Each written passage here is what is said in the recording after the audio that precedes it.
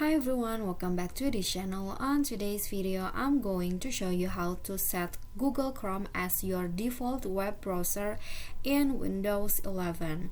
So here I've already opened my Google Chrome, but if you want to set it as the default browser, you can just go to click on the start menu or the Windows menu here, and then go to settings, select settings, and then here click on apps and select the default app menu, the second row right here,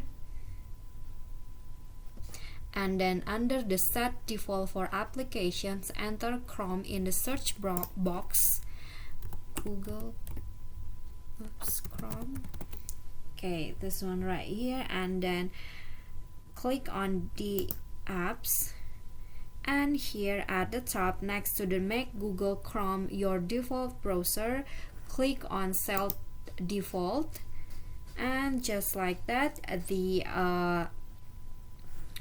Google Chrome has been set as the default browser in my computer in Windows 11, and just close it to save the settings and also close the setting window.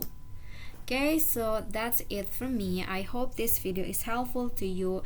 Thank you guys so much for watching. If you like the video, don't forget to click the thumbs up icon, leave a comment, and also subscribe for more videos. I'll see you all in the next video.